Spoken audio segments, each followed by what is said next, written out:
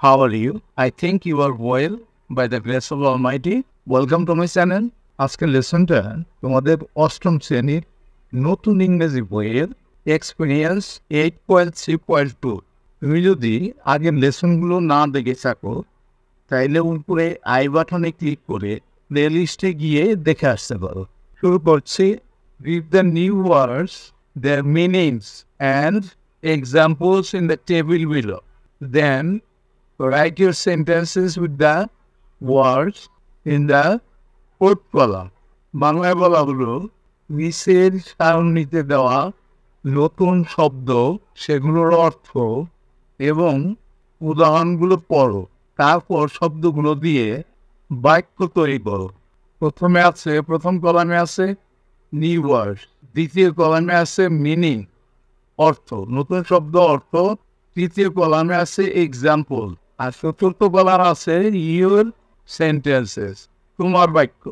এই তোমার বাক্যটা কিন্তু তোমাকে লিখতে হবে, বাক্যগুলো কিন্তু এখানে দেওয়া আছে। প্রথমটা আমরা দেখি দি, এটার অর্থটা আমরা জানি যে তুমি। মিনিংটা কি বলা হলো ইউ, তুমি ইন ওল্ড ইংলিশ, পুরাতন ইংরেজি অ্যাজ দ্য অবজেক্ট হিসেবে ব্যবহৃত হয়। এরপরে এক্সাম্পল উদাহরণ, I gave the a book. In other words I gave you a book, আমি তোমাকে একটি বই দিলাম। অন্য কথায় আমি তোমাকে একটি বই দিলাম। দুই ধরনের সেন্টেন্স এখানে দেখাই দিছে। এখন এটা দিয়ে তুমি একটা এক্সাম্পল লিখবা। I love they very much, আমি তোমাকে অনেক ভালোবাসবো। এরপর আছে সামার্স ডে, গ্রীষ্মের একটা দিন। মিনিংটি আছে a day in summer season, গ্রীষ্মকালের একটা দিন। এক্সাম্পল দেওয়া আছে I visited a mango orchard on a hot summer day, আমি একটি উত্তপ্ত গ্রীষ্মের দিনে একটি আম বাগান ভ্রমণ করেছিলাম। এখানে তোমাকে একটা এক্সাম্পল দিতে হবে। এরকম দিতে পারো I went to Cox's Bazar on a summer day. তুমি নিজে বানাই লিখবা, একটা এক্সাম্পল হয়ে গেল, তোমার সেন্টেন্সটা হয়ে গেল। এরপর আমরা দেখি পরের শব্দটা কি আছে। দাও আর, তুমি হও। এটার মিনিংটা ইউ আর, ওল্ড ইংলিশ পুরাতন ইংলিশে তুমি হও অ্যাজ দ্য সাবজেক্ট হিসেবে। এখানে এক্সাম্পল দেওয়া হয়েছে দাও are kind, in other words you are kind, তুমি হও দয়ালু। দুইটা ভাষায় তুমি হও দয়ালু। এরপরে একটা এক্সাম্পল দিতে পারো, দাও আর আ পয়েট অফ টাইমলেস ওয়ার্ডস, তুমি কালজয়ী কথার কবি। এরপরের শব্দটা আমরা দেখি টেম্পারেট, এটার অর্থ নাতিশীতোষ্ণ। মিনিংটা দেওয়া হচ্ছে মাইল্ড, মডারেট টেম্পারেচার, মৃদু বা সহনীয় তাপমাত্রা। এক্সাম্পল কি দেওয়া হয়েছে, people feel relief on the sudden drop in temperature after the week long extreme heat as they welcome the temperate weather. দীর্ঘ এক সপ্তাহ ভয়াবহ তাপের পর হঠাৎ তাপমাত্রার পতনে মানুষ স্বস্তি বোধ করছে আর তারা সহনীয় তাপমাত্রাকে স্বাগত জানায়। এখানে তোমাকে একটা তোমার নিজের সেন্টেন্স দিতে হবে। কি লিখতে পারো তুমি, Rafiq was temperate in his consumption of food, Rafiq খাবার খাওয়ার ব্যাপারে সংযত ছিল। পরের শব্দটা আমরা দেখি রাফ উইন্ডস, খারাপ আবহাওয়া।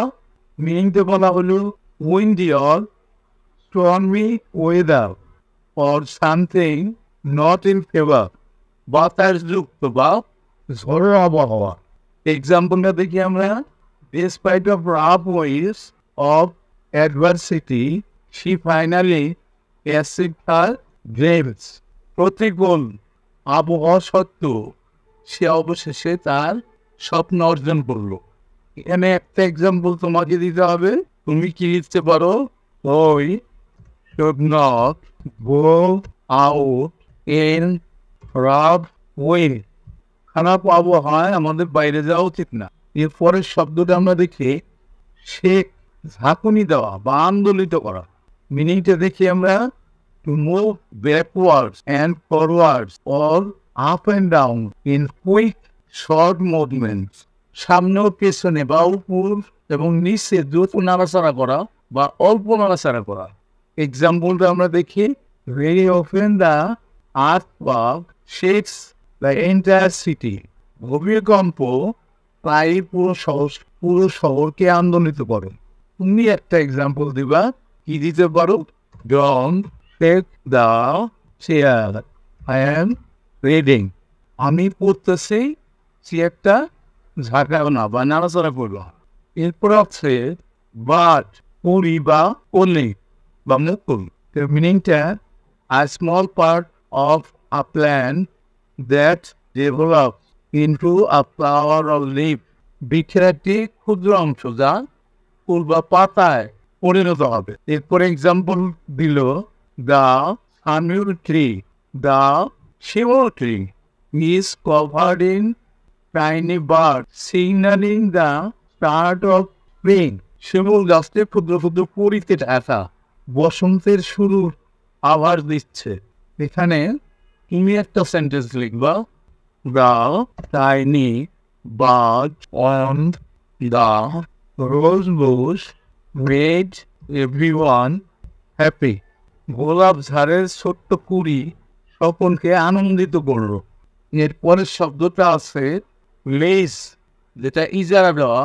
মিনিংটা আছে a rental contract between two parties for a periodic payment. অর্থের বিনিময়ে দুটি পক্ষের মধ্যে ভাড়া বিষয়ক চুক্তি। এর এক্সাম্পল কি দেওয়া হলো? The school authority took this building on lease for 2 years only. স্কুল কর্তৃপক্ষ মাত্র 2 বছরের জন্য এই ভবনটি ভাড়া নিয়েছিলেন। এখন তুমি একটা সেন্টেন্স দিবা, আই লিজড দ্য হাউস। আমি বাসাটা লিজ নিয়েছিলাম। এরপরে আছে হেভেন শাইন্স, স্বর্গের মতো উজ্জ্বল। এখানে মিনিং দেওয়া হয়েছে, here heaven stands for the sun. স্বর্গ বলতে সূর্যকে বোঝাচ্ছে। when heaven shines it means too hot. যখন সূর্য ওঠে এর অর্থ অনেক গরম। এক্সাম্পল দেওয়া হলো, it's the middle of summer. গ্রীষ্মের মাঝামাঝি, the sky is bright and heaven shines down upon আস। আকাশ উজ্জ্বল আর আমাদের মাথার উপর সূর্য কিরণ দেয়। এখন তোমার একটা সেন্টেন্স দেওয়ার পালা, the sky was clear and the heaven shone brightly. আকাশ ছিল পরিষ্কার এবং সূর্য উজ্জ্বলভাবে কিরণ দিচ্ছিল। এর সাথে আজকের লেসনটা শেষ হয়ে গেল। অবশ্যই তোমরা পরবর্তী লেসন দেখবা। See you next.